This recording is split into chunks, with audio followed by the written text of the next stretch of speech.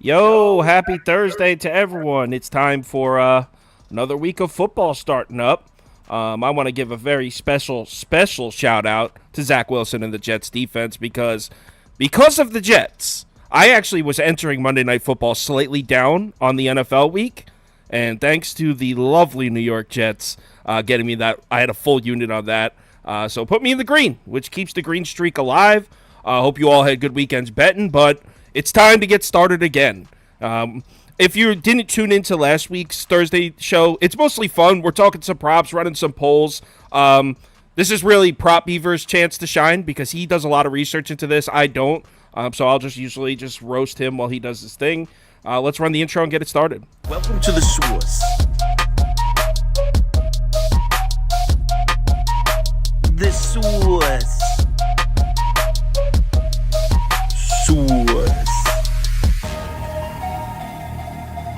Hey, get the source. All right, so Prop Beaver, is there a particular prop you'd like to get started with today? Yeah, we might as well start with the Kirk Cousins over 0.5 interceptions. Got this at -115 on Monday. Now it's spiking up to -125 on most books. Still like Hold on. Let me run the poll and go ahead. You done? Yeah. Okay. I got them over 0.5 interceptions. Main reason why is because Kirk and prime time go together like orange juice and toothpaste. Not a good connection right there. Kirk has thrown an interception on his 6 of 9 Thursday night football games. He's thrown an interception his 6 of his last 7 games against the Eagles and his last 6 of 9 road games. Lots of positive EV there. Not really the biggest positive EV guy, but look, I mean, we're getting tons of value at that number of -125 with the implied odds being much higher than that. And then on top of that, the Eagles are very good at creating turnovers. We saw that last week with the tip to Darius Slay that turned into a touchdown against the Patriots. And then on top of that, the last 7 to 9 quarterbacks to visit the link in Philadelphia have thrown an interception. Kirk Cousins is already coming in under a ton of pressure because not only are they 0-1 with a disappointing home loss, but they're going to have to face the Eagles on Thursday night, a team he struggled against. And next week, he's going to have to face the Chargers. So this team has a potential chance of going into an 0-3 hole. I think the mental weight really gets to him here. I think the Eagles are very aggressive, are good at creating pressure, get through, especially through the interior O-line, because the Vikings O-line in the middle last week was absolutely horrendous. So seeing a bit of that, and I think Kirk throws at least one pick here. I like the value, so I'm going to play it. Yeah, I mean, it's tough to argue against that. I actually like the Vikings offense to function somewhat well. I think they'll be able to run the ball. I think last week was a little bit of a wake-up call at home, rushing for 41 yards. So I think they're going to come out and make it a point to run the ball, and I expect to see maybe play calling on a little bit of the conservative side early, and I expect Kirk to take what the defense has given him. Keep in mind the Eagles are missing pieces on that defense. They're missing corners, safety, Nakobe Dean, inside linebacker, all out. So the Eagles defense is missing pieces. The problem is, if you're going to bet under a half interceptions, you have to take into account that at the end of the game, the Vikings are most likely going to be down, and the Kirk Cousins is most likely going to be put in situations where he has to take risks he probably doesn't want to take. So I have to agree with over 0.5 interceptions, but I will say I think Kirk Cousins actually plays pretty well, so I'm not taking this as like a fate of Kirk Cousins. I just think he's going to be put in a situation where he's got to make some risky throws, particularly late in the game. So I'll agree. And our poll also agrees. Looks like, one sec, 81% of our viewers are taking the over half interception as well. So let's move on to the next one. And any other one you want to do, particular one in mind? Yeah, unfortunately, it's a bit public, just like the Josh Allen one, which lost by the hook on Monday. God, that sucked. But I'm looking at TJ Hawkinson over receiving yards. I know this has spiked up quite a bit. It started off at 45.5. Now some books have this up at 51.5.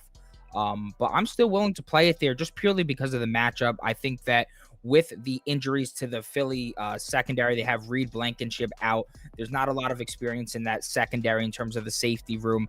And then Nakobe Dean is also out. Last week, I was just saying that Nakobe Dean had 34 defensive snaps under his belt at middle linebacker. Now he's gone. So they're really, really weak when it comes to the middle linebackers. Neither of their linebackers are good cover linebackers either.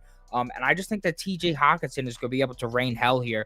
I wanted to give you guys the receptions line that I got at minus 115 on Monday, but that's now at minus 190 for Christ's sake. So it doesn't really make much sense to tell you guys to sip the juice there. I know that when he gets 5+ receptions, he has a pretty high hit rate with this yardage line. And with Kirk Cousins, he's just been an absolute target machine pretty much ever since he arrived and wore that Vikings purple. Now there's never been a better spot for him to showcase that. We saw the Eagles allow 13 targets, 10 catches, and 83 yards to the Patriots tight ends last week. Hunter Henry and Mike Gesicki were feasting over the middle. One of my best friends, he's an Eagles fan, so he was giving me the entire scoop on how bad they were at defending the middle of the field. So I think that TJ Hawkinson is going to be able to eat in the intermediate game and be able to hit that total. I think he could even get to 60+ yards tonight. So I think we're going to see Slay follow Justin Jefferson, make his life hell. Jordan Addison, still a bit too raw for me when it comes to that NFL talent. So I think Hawkins is going to be the go-to guy today.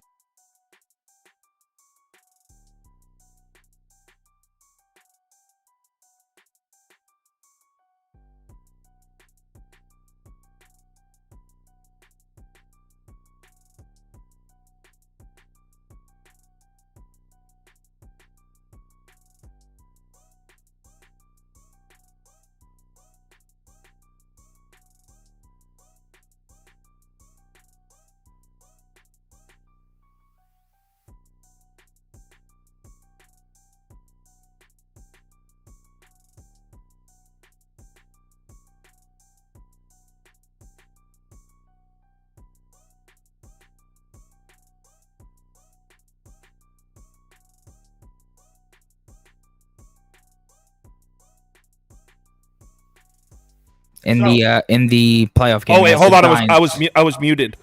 So basically, what I'm saying is, I expected the Vikings to come out with a run-heavy game. Everyone's flipping out. The Vikings to come out with a run-heavy game plan for TJ Hawkinson just doesn't really fit into that. And then at the end of the game where they're down, they're most likely looking at their edge targets deep, and when it's not there, they dump it down to the back. That's usually how the end of games go when the team's down. They're looking at their deep play threats, and if it's not there, dump it to a back. I don't know if Hawkinson fits into that. I do expect Hawkinson's target share to increase as the year progresses, though.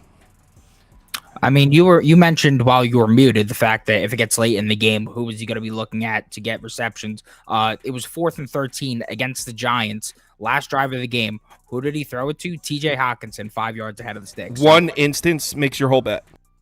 No, I mean, you could just look at the target share that TJ Hawkinson gets on a weekly basis with Kirk Cousins, and you would know that he gets a lot of targets, especially in those high-pressure situations. But whatever. You're not a prop guy. You don't know ball. That's just what happens here. I don't know ball. All right, let's move on to the next one. Oh, wait, let's see. It looks like our community agrees with you. 68% of our viewers are taking the over 51.5 with you, 31% under. Any particular? Do you want to just let's do a point spread. Let's see where everyone's at. Yeah, might as well. All right, so we'll go. The current line is 6. So we'll go Vikings +6, Eagles -6. There are some Vikings bettors out there. The Eagles is not quite as public as I expected them to be. So we don't need TJ Hawkinson at the top. You guys know my thoughts. Actually, those notes that I read off on last night's video, those are from me and Prop Beaver, and the pick was mine, but I think he agrees with me. But in case you didn't watch that video, quick summary would be anyone criticizing the Eagles offense after last week is suffering from extreme case of overreaction. Keep in mind, the Eagles went into Gillette Stadium. The Patriots had the number 2 ranked pass defense last year. There's a lot of good quarterbacks that are going to go into Gillette this year and struggle. It was week 1. And by the way, they got the win. Like, it's what, because Jalen Hurts didn't have a monster fantasy day? All of a sudden you're doubting the Eagles offense? They won by 5 points on the road against one of the best defenses in the NFL. And by the way, the Patriots offense I expect to be a lot better. That's another thing. Anyone criticizing the Eagles defense because of Mac Jones' stat line, dude, he dropped back to pass 54 times. People are like, oh, he threw for 316 yards on the Eagles defense. He dropped back to pass 54 times. You can take Baker Mayfield out there. If you drop him back to pass 55 times, he's going to throw for 300 yards. It's just math. It's only 5.75 yards per attempt. He did not have a good game. Did Mac Jones look a little better than he looked last year? Yeah, and I'm not criticizing Mac Jones, but by no means would I take that as and hold it against the Eagles defense. I think the Eagles defense is going to be fine. The only concern I have with the Eagles defense would be the injuries, which is why I expected the Vikings to run the ball. I could actually see this game being interesting, but I just think we're going to see an Eagles touchdown to put it away late in the third quarter. I could see the Vikings even leading at halftime, but I expect the Eagles a big turnover or a deep touchdown, broken play or something, where the Eagles just score a touchdown to really put the exclamation point on the game late in the third quarter.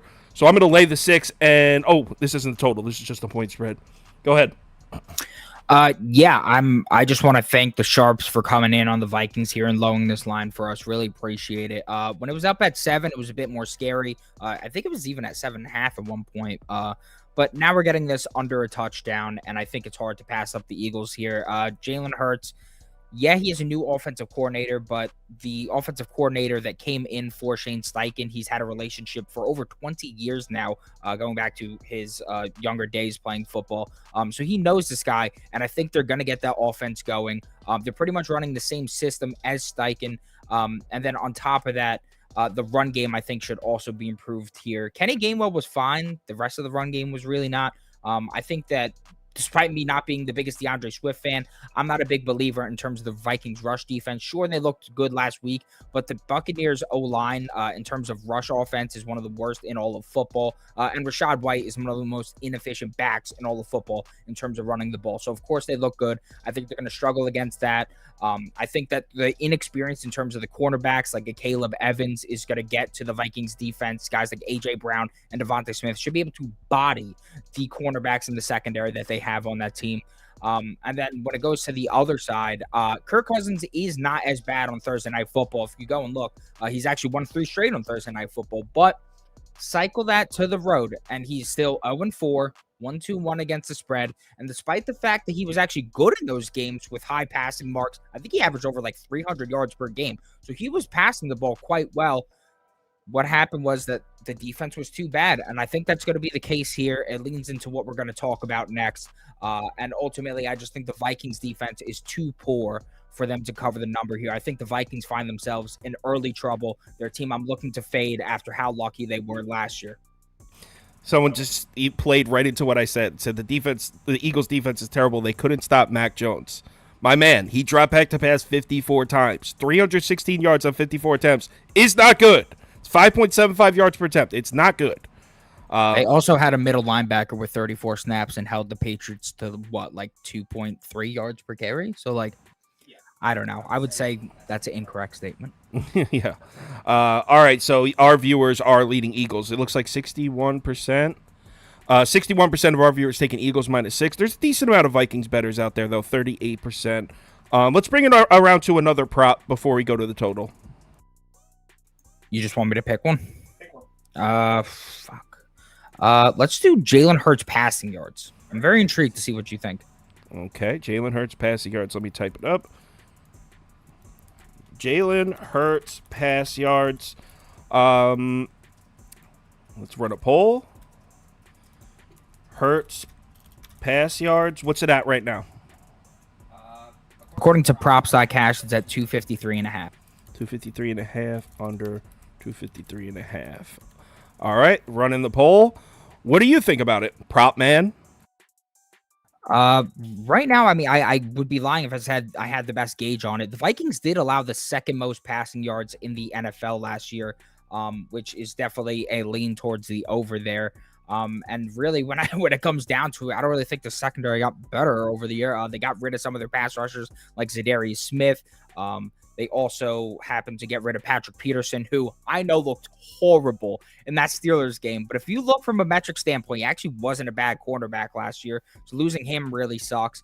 And then what I think the Vikings are going to do here is try to make Jalen Hurts pass the ball. I think they know that their strength is running the ball. They're a run-first team. They thrived off the run last year. And what I think they're going to do is they're going to try and shut down the run, make Jalen Hurts pass it to beat them, which I think Jalen Hurts will make sure they regret. Jalen Hurts is not great at hitting this line at all. In fact, if you go back to last year, he's hitting at just a 32% rate to the over, but that only makes me more inclined to bet here. The books are not trying to give out free money. The line is super high. I think that he's going to go over here. I think we see some explosive splash plays, and they beat the Vikings deep more than a few times here. I agree. I like everything Eagles over. I like Eagles team total over. I fade the Vikings defense in any way possible. That's my opinion on this game. I'm on the over in the game total. We'll get to that in a second. But the only thing I could see screwing this up is the fact that it's a short week and it's Thursday Night Football, and the Eagles are going to either pull their starters or just run the clock out in the second half if they have a decent lead. They're dealing with injuries on the defensive side. They're dealing with the injuries on the offensive side. They can't afford someone to get hurt.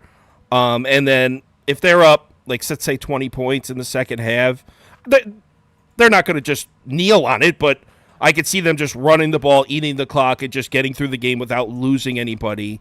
That's the only way I see this getting messed up. I just can't see the Vikings making stops, so I would go over anything Eagles offensively. Our poll, wow, we got an exact 50-50 split on this one. 50% over, 50% under. All right. Well, let's do a touchdown scorer poll. Those were fun. So you just want me to name the 4 most likely? Yeah, hold on. Let me put it up at the top of the screen. Anytime touchdown score. I know Stephen Hairston was giving out, so he gave out Hurts and Jefferson, I think. I definitely like the Hurts one. He has a very good hit rate at home going back to last year. Let me go ahead and filter that. Yeah, he's cashed at a 64% rate going back to last year, and in fact, his last 4 or 5. So that's a pretty good number at near even money. Jefferson's a little nuts, though. Let's go with Alexander Madison at plus 125. AJ Brown at plus 130. Jalen Hurts at minus 110. And then Justin Jefferson at plus 115. All right, I got that poll running. Everyone vote on the most likely touchdown scorer. Do you have a touchdown scorer pick? I tried to go sneaky last week with Sam Laporta at plus 290. Didn't wind up working. He did get some valuable touches. Definitely will concede that, but he just didn't get any of the red zone looks like I had seen. Also, they didn't really travel much of the red zone. Chiefs did a good job defensively, surprisingly. I think I'm just going to go back to my tight ends. I like backing tight ends to score some TDs here. So I'm going to go with Mr. Dallas Goedert, who was Mr. Goose Egg last week. 0 points in fantasy, 0 receptions, 0 yards. Guy didn't do jack shit. Now he's going to face a Vikings secondary that isn't great. Their safeties aren't great either. They're very inexperienced. Neither of the linebackers they have on that team are great cover linebackers as well.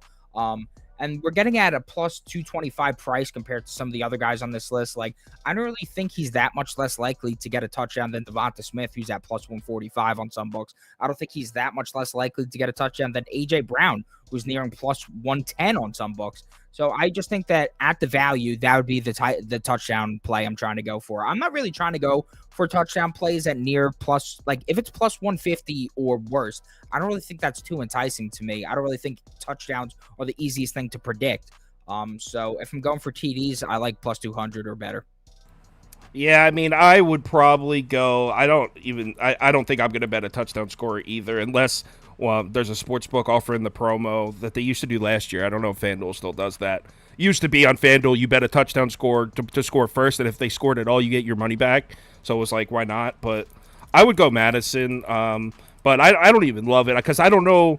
I expect Madison to get a lot of touches. What he does with those touches, we'll see. And I also could see the Vikings just choking in the red zone as well. But and then, like, who knows who's gonna get the ball down inside the 5? You would think it'd be Madison, but with Kevin O'Connell, if Madison gets stopped at 1st and goal in the 3, I could see him completely abandoning the run game on 2nd and 3rd down. So I think what happened with the Vikings last week, obviously humiliating on several different levels, but I think a big part of it was Madison did shit. They could not run the ball. And then with Dalvin Cook leaving, the narrative surrounding the Vikings was like, did they screw up? Did they mess up by not paying Dalvin Cook and making that work? So I think a priority in the Vikings team would be show them that they're fine with Madison. Show the fans that they didn't make a mistake by letting Dalvin Cook walk, which means which should result in a lot of touches for Madison and then you add on the Eagles injury. So my pick would be Madison.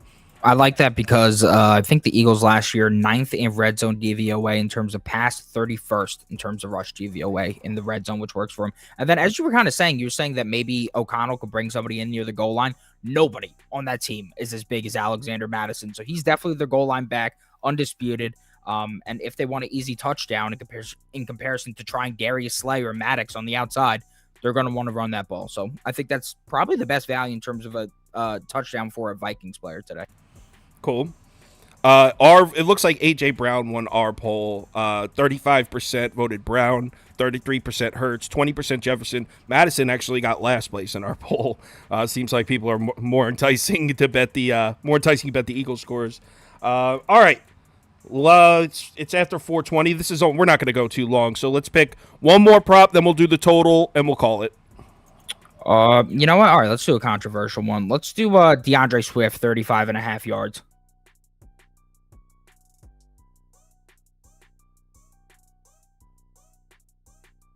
35.5, you said. Mm-hmm.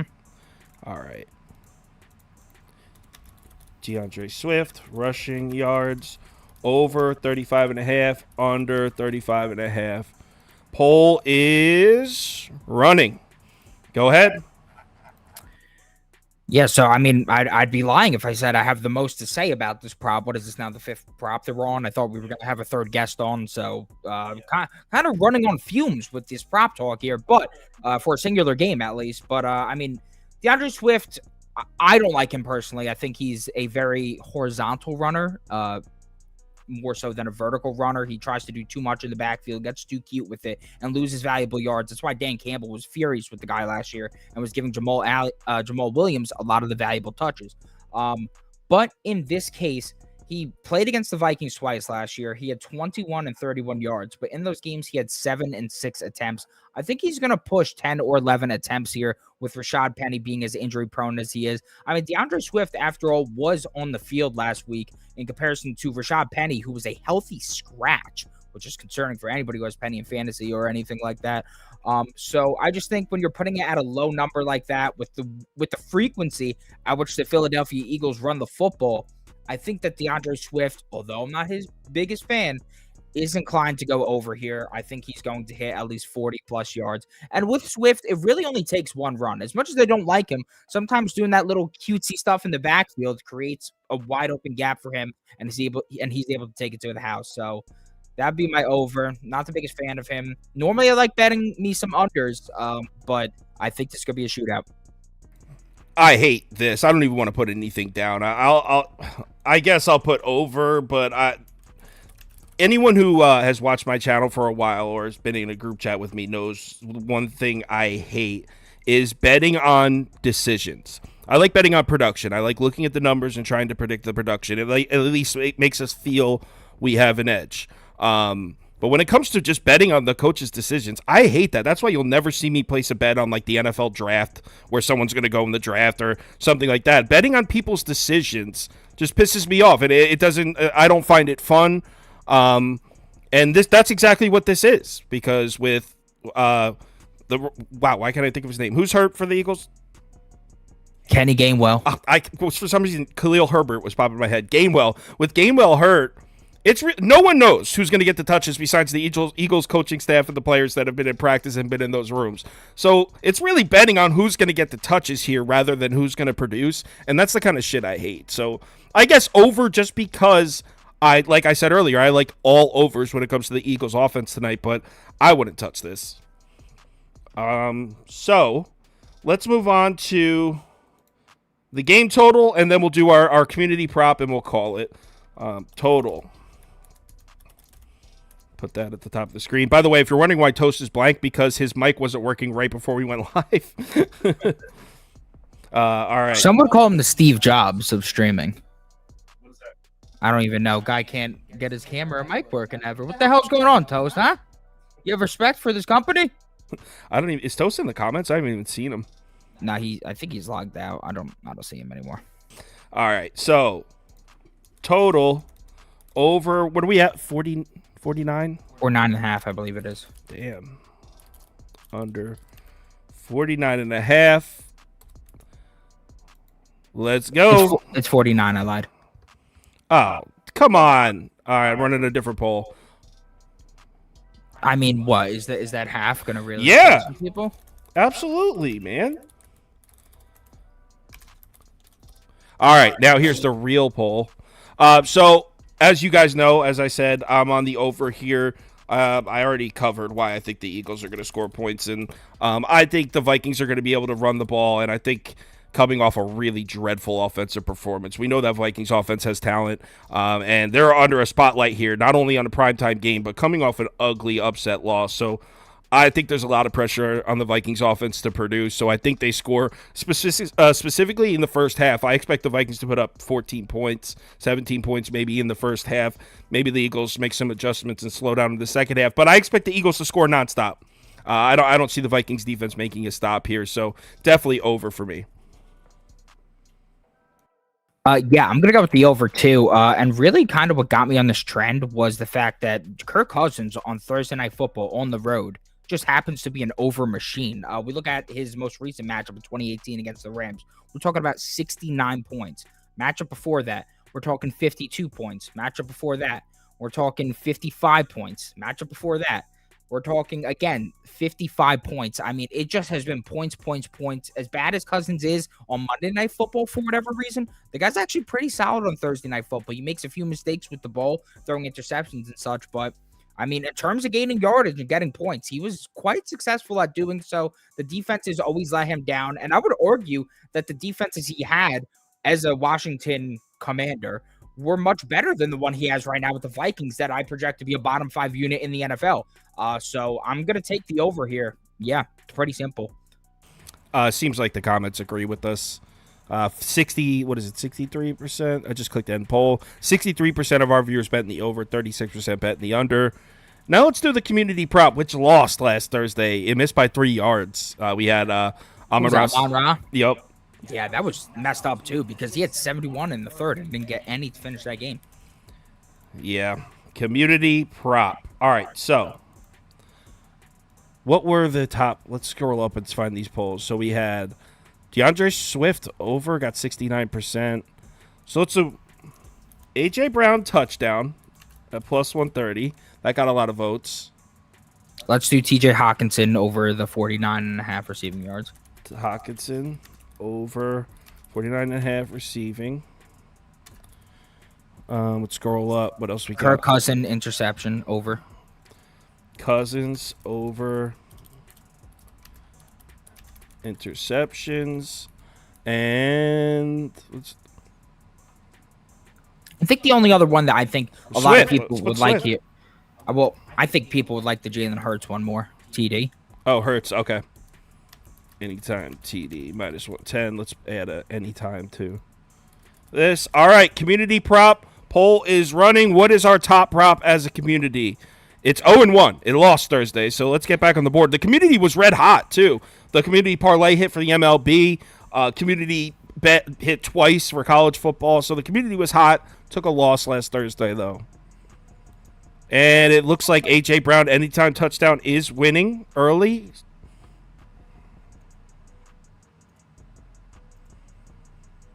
Give it another 10 seconds.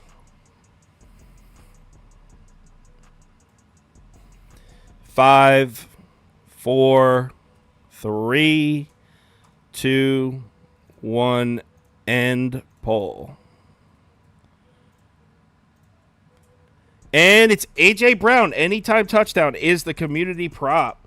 A.J. Brown, anytime touchdown, plus 130. So that's our community prop today. I like that little plus money prop. Little plus money. I sent you the Underdog, by the way. I don't know if you had loaded it from the I have an previous Underdog too. So, oh, shit. So let's do it.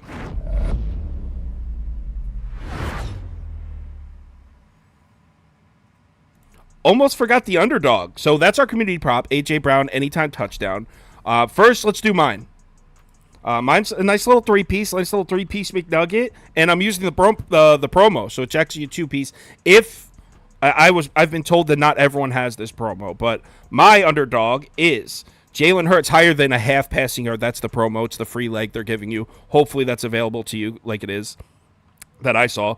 Dallas Goedert, higher than 4.5 receptions. This is basically just he didn't really touch the ball much last week. I expect him to get the ball in his hands this week.